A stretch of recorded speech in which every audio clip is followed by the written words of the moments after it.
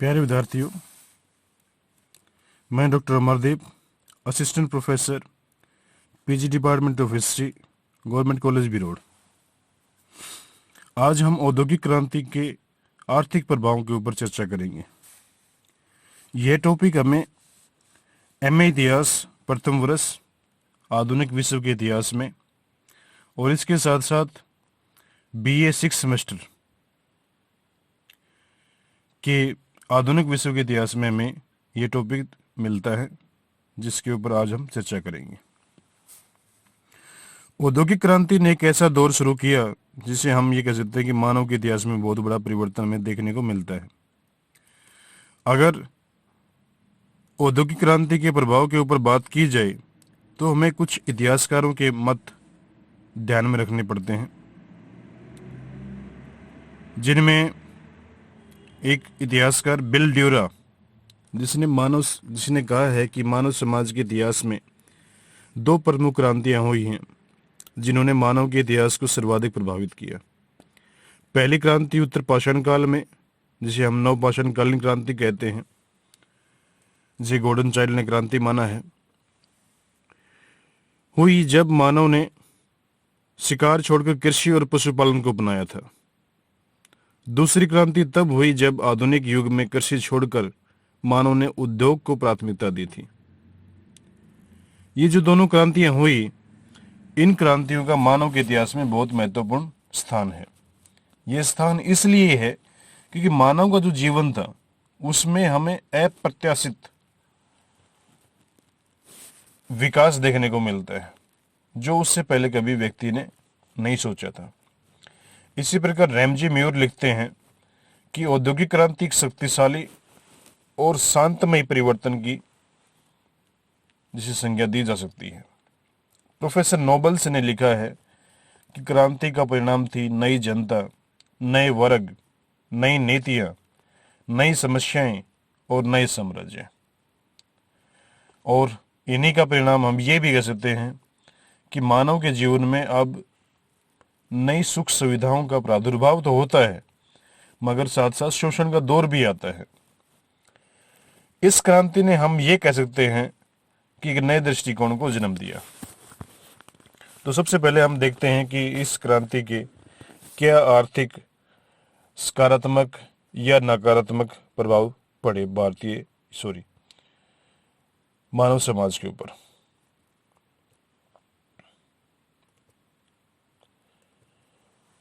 सबसे जो बड़ा पर इस क्रांति का प्रभाव पड़ा, जिसे हम सकारात्मक कह सकते हैं, वह था उत्पादन में वृद्धि। इससे पहले की अगर बात की जाए या औद्योगिक क्रांति से पहले के समय की बात की जाए, जब हमें वाणिज्यवाद जिसमें हम ये कह सकते हैं कि पहला जो मुख्य लक्ष्य था वाणिज्यवाद का, वह यह था कि अधिक से अधिक धातु या फिर बेशकीमती धातु यानी सोना चांदी को एकत्रित किया जाए। उस दौर में हमें उत्पादन बढ़ाने के लिए कोई इनोवेशन या आविष्कार देखने को नहीं मिलते हैं, मगर औद्योगिक क्रांति में काफ़ी आविष्कार हुए जो वस्त्र उद्योग से शुरू होते हैं और फिर हर प्रकार के इंडस्ट्रीज में वो हमें देखने को मिलते हैं। और इस उत्पादन को गति देने के लिए कच्चे माल की आवश्यकता होती थी, और कच्चे माल का उत्पादन अगर बढ़ रहा है तो इसका सीधा सा अर्थ था कि तैयार माल का उत्पादन भी अधिक बढ़ रहा है। तो इंग्लैंड की बात की जाए, जैसे हम कहते हैं कि इंग्लैंड में सबसे पहले औद्योगिक क्रांति आई, तो इंग्लैंड में कच्चे लोहे का उत्पादन 1788 से 1851 के बीच में 32 गुना बढ़ा, जो हम ये कह सकते हैं कि एक अच्छा प्रमाण था। 1780 से लेकर 1854 तक कोयला उत्पादन 10 गुना बढ़ा, और कपास की खपत 1760 से लेकर 1830 तक 42 गुना बढ़ी। यानी हम ये कह सकते हैं कि जिस तरह से हम अभी बात कर रहे थे कि वस्त्र उद्योग में सबसे पहले हमें औद्योगिक क्रांति देखने को मिलती है, तो कपास की खपत नेचुरल था कि बढ़ जाती है।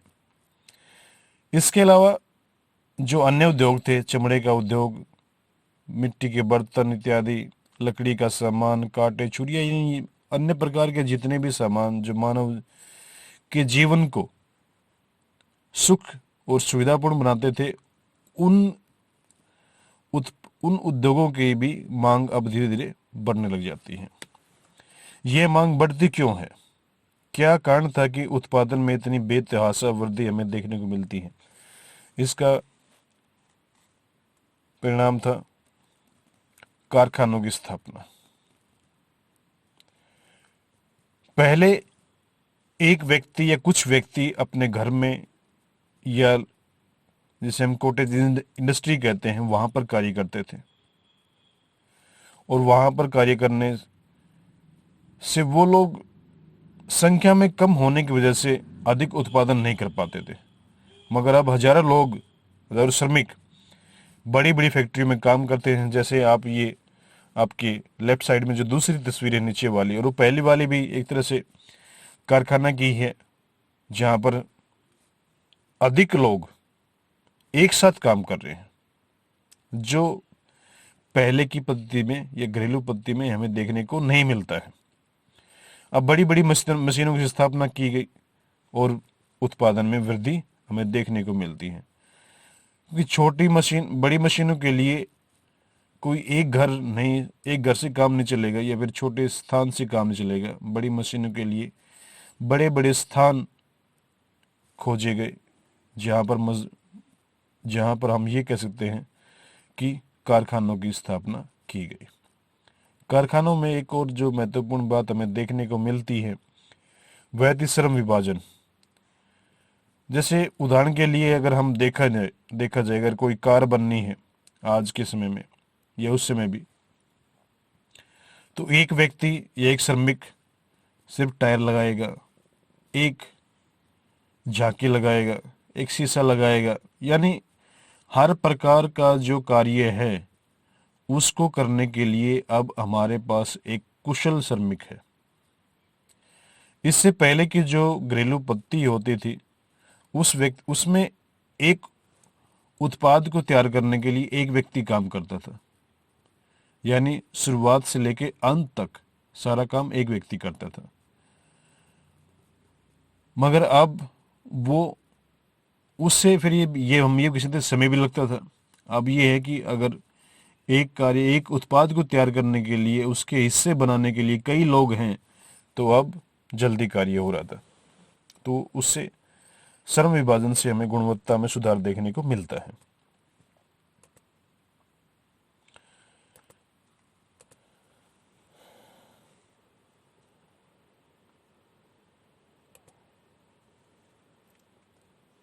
औद्योगिक क्रांति का अगर हम पहला नकारात्मक प्रभाव देखें, तो वह था लघु उद्योगों का अंत, यानी डिक्लाइन ऑफ कॉटेज इंडस्ट्री।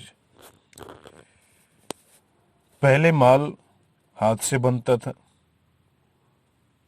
हाथ से बनने से वो जो भी उत्पादन हो रहा था वो महंगा भी होता था। मगर अब मशीनों का जो माल बना, मशीनों से जो तैयार हुआ, आप इधर देख रहे हैं कि जिस तरह से आपके लेफ्ट साइड में जो कॉटेज इंडस्ट्री की तो तस्वीर है, यहाँ पर एक घर के लोग या कुछ लोग इकट्ठा होकर के एक स्थान पर छोटे स्तर पर, यानी से कहते हैं स्मॉल स्केल पर कार्य करते थे। सभी अपने अपने कार्य कर रहे हैं, तो एक कार्य करने में एक व्यक्ति लगता था, तो उस कार्य को खत्म होने में या उस उत्पाद को खत्म होने में, तैयार होने में काफी समय लगता था। मगर मशीनों से अब वो समय कम हो गया। अब मशीनों से विशाल स्तर पर उत्पादन होने से वो माल सस्ता भी हो गया, सुंदर भी दिखाई पड़ता था और मजबूत भी था, और कम समय में तैयार होता था, जो सबसे महत्वपूर्ण चीज थी।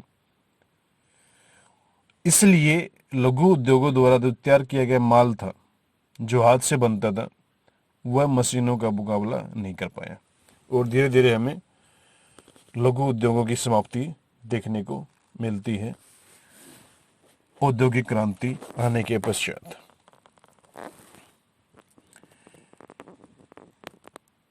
औद्योगिक क्रांति का एक जो सकारात्मक प्रभाव हम देखने की बात, सकारात्मक प्रभाव की अगर बात करें तो वह था नगरों का विकास। इसके साथ साथ नगरों के विकास ने गांव के महत्व को भी समाप्त किया। अगर कृषि क्रांति की बात की जाए, कृषि क्रांति के परिणाम स्वरूप जो इंग्लैंड में ही शुरू हुई थी सबसे पहले, और इंग्लैंड में ही औद्योगिक क्रांति शुरू होती है, तो जो छोटे किसान थे जिनकी जमीनें बिक गई क्योंकि बड़े बड़े राष्ट्रीय फार्म, कृषि फार्म स्थापित किए गए, जिनकी जमीनें कम थी उनको बड़े जमींदारों ने या बड़े किसानों ने खरीद लिया। अब वो लोग शहरों की तरफ आते हैं कार्य के लिए, तो एक काफी बड़ा पलायन हमें गांव से शहर की तरफ देखने को मिलता है। और इस तरह से अगर हम देखें तो इंग्लैंड में औद्योगिक क्रांति के दौर में बहुत बड़े नगरों या फिर काफ़ी संख्या में नगरों की स्थापना होती है, जिसमें मैनचेस्टर था, Liverpool, Lancashire, Birmingham, Sheffield, Leeds जैसे बड़े बड़े नगरों का हमें विकास और उद्भव यहाँ पर देखने को मिलता है। आपके जो लेफ्ट साइड में सेकंड जो तस्वीर है ये बर्मिंघम शहर की है जो उस समय विकसित हो रहा था। एक और महत्वपूर्ण बात यहाँ पर हम ये कह सकते हैं कि हमें एक बड़ा शिफ्ट देखने को मिलता है, जिसे रूरल सोसाइटी या फिर रूरल स्टेज से लेकर अर्बन स्टेज तक हमें बड़ा शिफ्ट देखने को मिलता है। जब औद्योगिक क्रांति शुरुआती दौर में थी, यानी 1700 के आसपास, इंग्लैंड की अधिकतर जनसंख्या यानी 77% जनसंख्या गांव में रहती थी, और जबकि ये शिफ्ट चेंज हो गया जब हम 1900 में तक पहुंचते हैं, लगभग 200 साल में। अब केवल 20% लोग ऐसे थे जो गांव में रह रहे थे और 80% लोग ऐसे थे जो अब शहरों में रहते थे। यानी टोटली अपोजिट चेंज हमें देखने को मिलता है इस समय पर।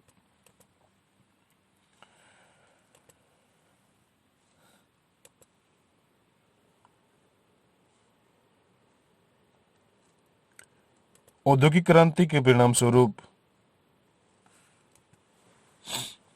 अब हमें औद्योगिक पूंजीवाद का विकास देखने को मिलता है। जब कॉटेज इंडस्ट्री की बात की जाती है या फिर हम वाणिज्यवाद की बात करते हैं, जहां पर उत्पादन का स्तर विशाल नहीं था, वहां पर कोई भी कार्य करने के लिए या फिर इतनी पूंजी की आवश्यकता नहीं होती थी।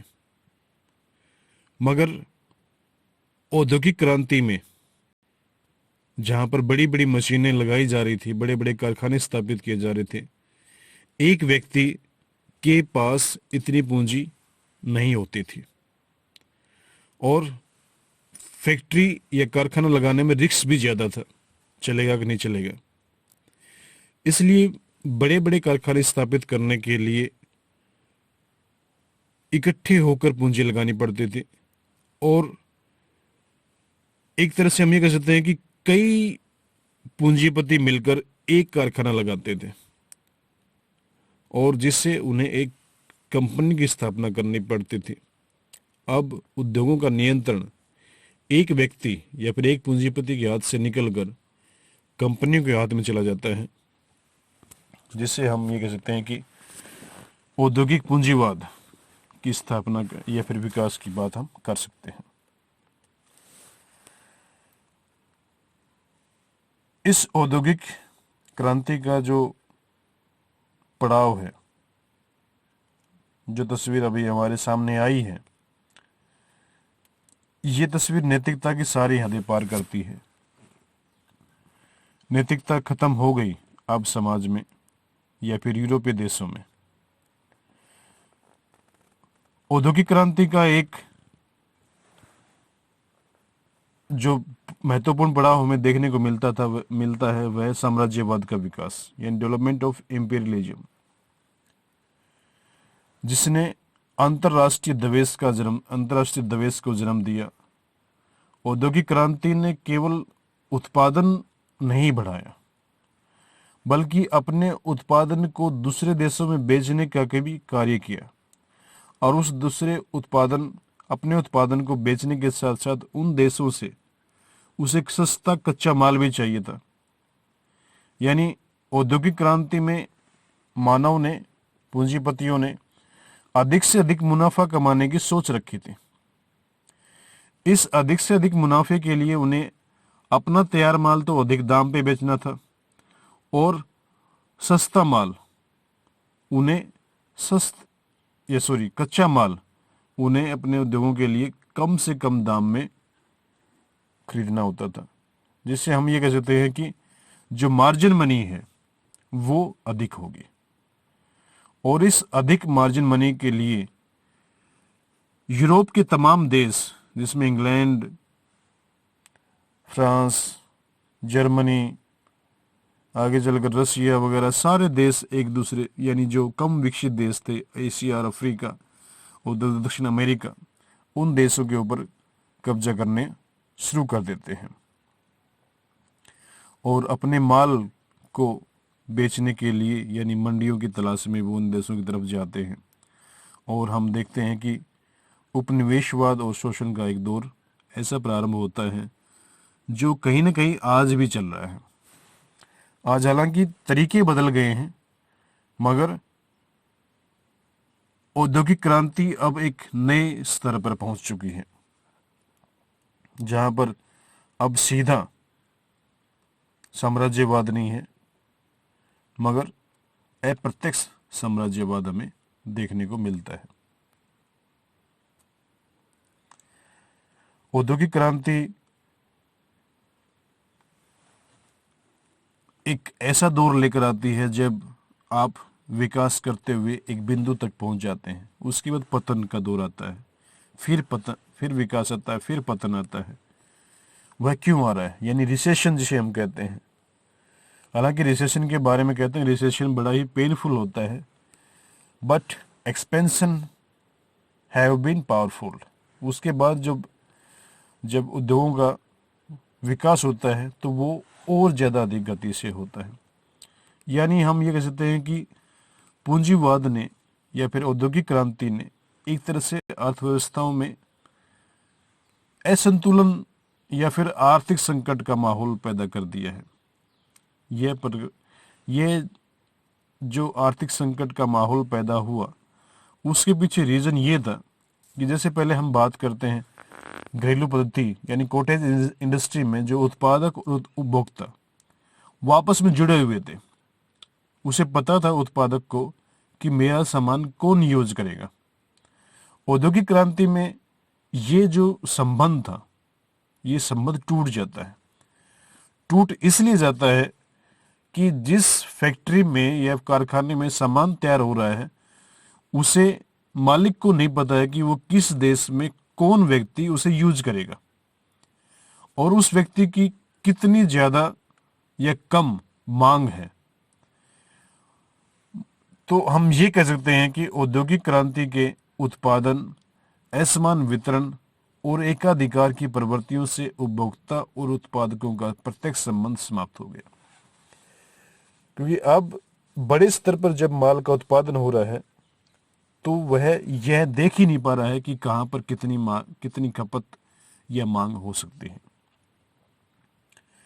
अब एक देश का तैयार माल अनजान ग्राहकों को मिलने लगा और इससे एक असंतुलन से आर्थिक गतिविधियों में उतार चढ़ाव आने लगा। यानी अगर मांग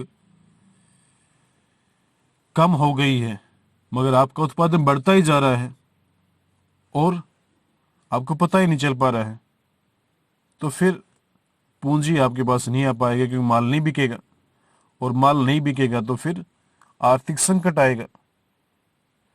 और इंग्लैंड में तो बहुत प्रकार के संकट हमें देखने को मिलते भी हैं, जैसे 1825 में, फिर 37 में, फिर 47 में, 1857, 66, 73, 1888, 1907, 1921। यानी एक निश्चित लगभग अंतराल 10-12 साल के अंतराल के बाद कोई न कोई आर्थिक संकट हमें इंग्लैंड की औद्योगिक या फिर पूंजीवादी अर्थव्यवस्था में देखने को मिलता है, जो यह भी दर्शाता है कि औद्योगिक क्रांति एक बहुत बड़े संकट के दौर से गुजर रही, संकट भी है। अगर इसके फायदे हैं तो इसके संकट भी हैं। और हम ये भी कहते हैं कि 1932 में, या फिर जिसे हम 1929 की बात करते हैं, 1929 में जो आर्थिक मंदी हमें देखने को आई, जो अमेरिका से प्रारंभ होती है, जिसने सारे 1932 तक सारे यूरोप को अपने चंगुल में जकड़ लिया था, वो भी 1929 की जो आर्थिक महामंदी थी, वो भी इसी औद्योगिक क्रांति का एक नकारात्मक प्रभाव हमें देखने को मिलता है। जो 1929 में वो, उसके 1929 में शुरू, 1929 के बाद यह नहीं कि वो कभी दोबारा नहीं आई। अभी 2008 में भी रिसेशन आया था, जिसने बहुत बड़ी बड़ी कंपनियों को बंद कर दिया, लोगों को हम ये कहते हैं कि सड़क पर ला दिया।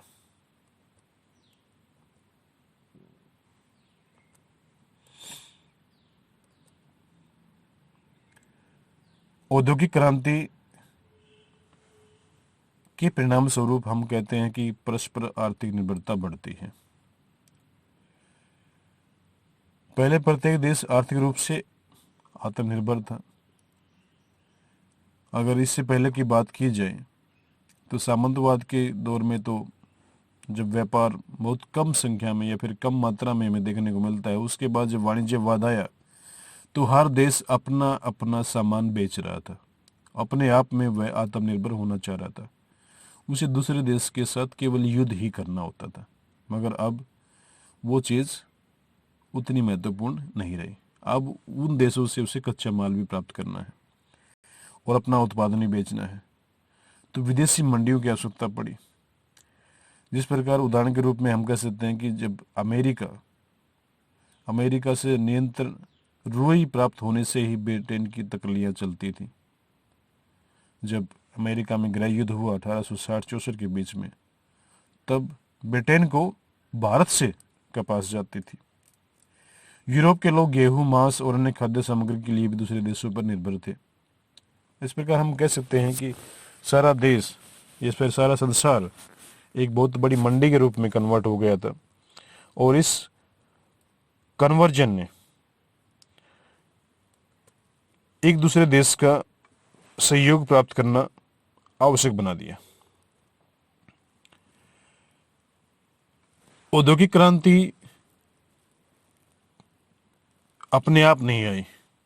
इसके लिए देशों को अपनी व्यापारिक नीतियों में परिवर्तन करना पड़ा। अगर वाणिज्यवाद की हम बात करें, जहां पर सोना चांदी को अधिक से अधिक एकत्रित करने की बात की जाती थी, तो अपने उद्योगों को देश बचाने के लिए संरक्षणवादी नीति अपनाते थे। 1776 में जब हम बात करते हैं एडम स्मिथ की, जिसने मुक्त व्यापार की नीति को बढ़ावा देने का प्रयास किया था, वो चीज़ हमें यहाँ पर औद्योगिक क्रांति के परिणाम स्वरूप देखने को मिलती है। अब संरक्षणवादी नीतियों को छोड़कर देशों ने मुक्त व्यापार की नीति को अपनाना शुरू कर दिया। इस औद्योगिक क्रांति का एक सकारात्मक प्रभाव यह भी रहा था कि रहन सहन के स्तर में बहुत ज़्यादा सुधार हमें देखने को मिलता है। मशीनों द्वारा दैनिक उपयोग की वस्तुएं बड़ी मात्रा में सस्ती और अच्छी बनने लगी। यातायात की सुविधा भी हुई, जिससे आवागमन सुरक्षित भी हुआ और तेज गति से भी हुआ। अब अकाल का भय भी समाप्त हो गया। पहले ये होता था कि एक देश का दूसरे देश के साथ कोई कांटेक्ट नहीं होता था। अब सभी देश आपस में एक दूसरे के ऊपर डिपेंडेंस हैं, निर्भर हैं। तो अगर आपके देश में कोई सामान या गेहूं या फिर किसी और चीज़ की कमी पड़ती तो आप दूसरे देश से उसकी मंगवा सकते थे। तो अकाल का भय भी समाप्त हो गया। लोगों की आय में वृद्धि हुई, उनकी क्रय शक्ति यानी खरीदने की शक्ति, उत्पादन शक्ति भी बढ़ गई। और जिस प्रकार हम ये कहते हैं कि जीवन, जैसे आपके लेफ्ट साइड में जो पिक्चर देख रहे हैं कि किस तरह से लोगों के पास अब समय भी है। ये जो रहन सहन का स्तर के सुधार जो आया, ये केवल समाज के खास वर्ग में हमें देखने को मिलता है, जिसे हम पूंजीपति या फिर मध्यम वर्ग की बात कर सकते हैं। जो फैक्ट्रियों में मजदूर नहीं थे, जो फैक्ट्रियों में मजदूर लोग थे, उनके जीवन में तो और ज्यादा गिरावट हमें देखने को मिलती है। यही कारण था कि जॉन मिल्टन जैसे कवि कहते हैं कि हमें दोबारा से आदम जीवन में जब आदमी शिकार करता था, जिसकी इतिहासकार बिल ड्यूरा बात कर रहे हैं कि जब शिकार छोड़कर आदमी ने कृषि अपनाई थी। अब जॉन मिल्टन जैसे कवि कहते हैं कि हमें अब समाज में बर्बरता भी देखने को मिलती है, खासकर जो मजदूर वर्ग था उसके साथ। और उस जीवन को देखकर कई बार लगता है कि हमें पुनः शिकारी जीवन में चले जाना चाहिए, जहाँ पर कोई किसी का शोषण नहीं कर रहा है। अब शोषण तो बढ़ता है, मगर एक वर्ग के पास या फिर जीवन में रहन सहन के स्तर में सुधार भी हमें देखने को मिलता है।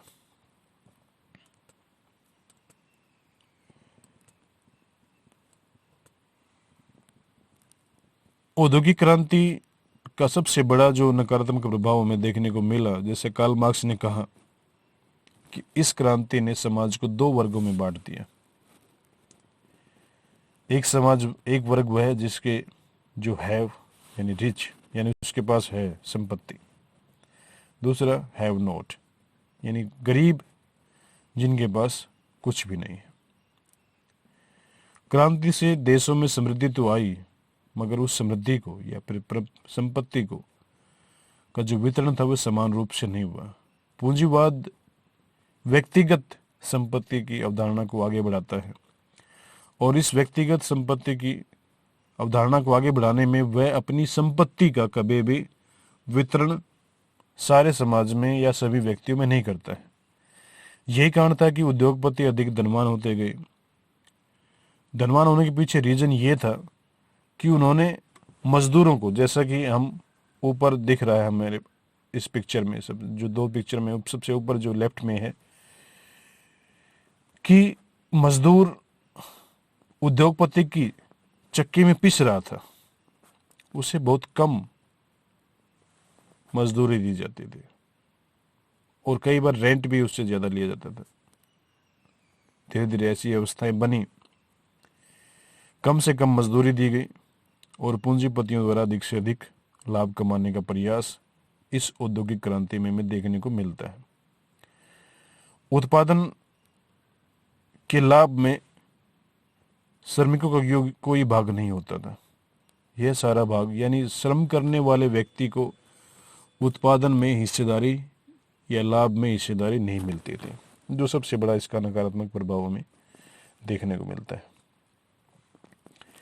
निष्कर्ष के रूप में हम कह सकते हैं कि औद्योगिक क्रांति के परिणाम स्वरूप उत्पादन एवं व्यापार में बेतहाशा वृद्धि हुई, परंतु इस वृद्धि ने लघु उद्योगों को समाप्त कर दिया।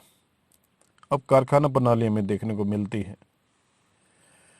ग्रामीण जीवन की बजाय शहरों का विकास होने लगा। जीवन में सुख सुविधाओं का प्रसार भी हुआ, मगर एक, जैसा हम पहले बात कर रहे थे कि एक वर्ग विशेष के लिए चीजें तो ठीक थी, मगर जो मजदूर वर्ग था, जो जनसंख्या में ज्यादा भी थे, उनका शोषण का दौर फिर प्रारंभ होता है। और इसके साथ साथ हमें उपनिवेशवाद और साम्राज्यवाद की नींव इस औद्योगिक क्रांति में देखने को दिखाई पड़ती है। आय का असमान वितरण ने संसार को दो स्थायी वर्गों में, अमीर और गरीब, जो कार्ल मार्क्स कहता है बुर्जुआ और प्रोलेटेरिएट, उसके बीच में बांट दिया, जिसके बीच की खाई बढ़ती ही गई। जैसे अमीर अमीर होता गया और गरीब गरीब होता गया। पूंजीवादी अर्थव्यवस्था ने असमान उत्पादन और वितरण की प्रक्रिया ने समाज को या फिर संसार को काफी आर्थिक संकट या महामंदियां भी दी। फिर भी जीवन को उत्कृष्ट बनाने की होड़ में इस औद्योगिक क्रांति ने महत्वपूर्ण भूमिका निभाई और जीवन को उत्कृष्ट बनाने के लिए आज भी औद्योगिक क्रांति कहीं न कहीं अग्रसर चल रही है। विद्यार्थियों, इस लेक्चर के बाद आप औद्योगिक क्रांति के आर्थिक प्रभाव क्या पड़े इसका वर्णन कर सकते हैं। किस प्रकार पूंजीवादी औद्योगिक क्रांति ने किस प्रकार पूंजीवादी अर्थव्यवस्था की नींव रखी, इसका भी आपको प्रश्न का जवाब यहाँ मिल सकता है। और मानव जीवन पर औद्योगिक क्रांति के सकारात्मक और नकारात्मक आर्थिक क्षेत्र में प्रभावों का वर्णन आपको इसमें लेक्चर में मिलेगा। तो इसी के साथ हम इस लेक्चर की समाप्ति करते हैं। आप सभी का हार्दिक धन्यवाद।